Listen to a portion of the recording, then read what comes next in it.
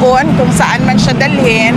Pupunta kami, ako, at pupunta yung mga abogado, and doon kami mag-uusap kung ano yung mga gagawin. Tingin niyo ba tama yung naging proseso sa warrant of? Ay, hindi talaga. Kasi nakalagay sa rules ng ICC, the defendant should be taken to a court, a local court. Dapat dinala siya sa korte. At yung proseso natin dito sa loob, yun yung masusunod para sa pag-implement ng warrant. What were your instructions to the father? What were your instructions to your father? About Po ang news, Lexter Hiking TV. Huwag kalimutan mag-click all bell para lagi po tayong updated sa ating mga panibagong video at mag-subscribe na. Ngayon, Inday Sara nandito sa NAIA at ito ang ating pag-usapan at mainit na balita. Inday Sara at nagambang kanyang ina na siya po ay madampot next na padalan siya ng warrant of arrest ng ICC, at ito ay hindi na siya nagtaka dahil ito naman ay totoo. At pagkatapos natin ng ama, siya daw ang isusula ay nakahanda na kapag si Tatay Digong o ang kanyang ama na si PRD o President Duterte na kapag ito ay adalhin na ito sa ICC ay handa na ang mga kaalyado ni PRD o mga taga-suporta ni PRD na sumusunod at kay Vice President Sara Duterte na sumusunod upang mabigyan ng buses. At ito na lang inantay ngayon ang Korte Suprema kung ano sabihin nila kung ano ang dapat gawin sa mga pangyayari na to, dahil ang ICC ay matagal na nakop ng bansang Pilipinas dahil wala ng jurisdiction at wala ng kapangyarihan upang maglabas ng tupares. At bakit ngayon ay mayroon ng warrant tupares at tumutulong pa ang PNP Chief of Police sa Pilipinas na pagtangka. At sabi ni Tatay Digong, ito ay basta siya po ay malabas, ito ay tinatawag na ping dahil wala na pong jurisdiction ng ICC. Ito ang ating pakinggan ang full video ni Inday. Prepare sila ng go bag. Nag-usap kami kanina doon sa assistant, maghanda ng go bag. So, Hindi kayo pinapasok? Ano pong plano nyo dito ngayon?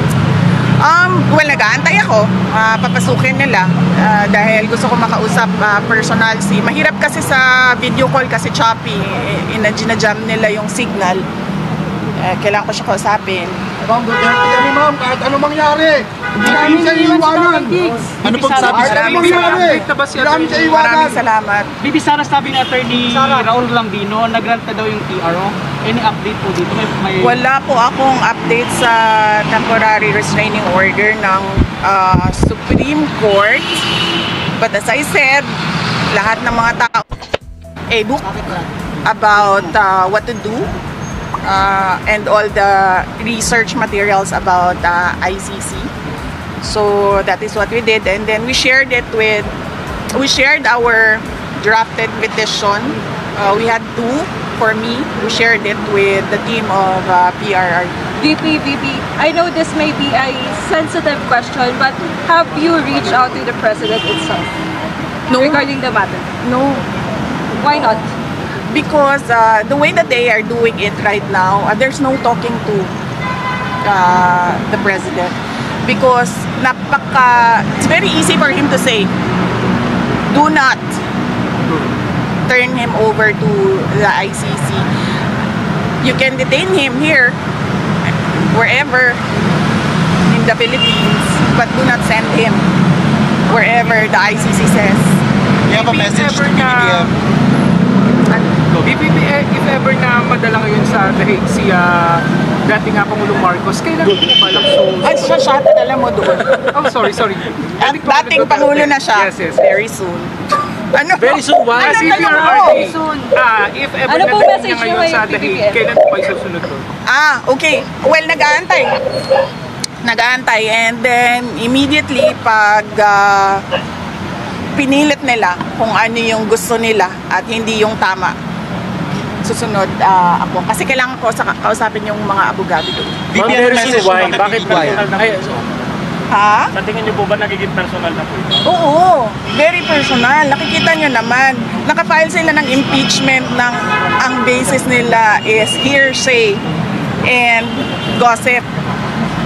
So, it's very personal. At sabi nga ng lahat ng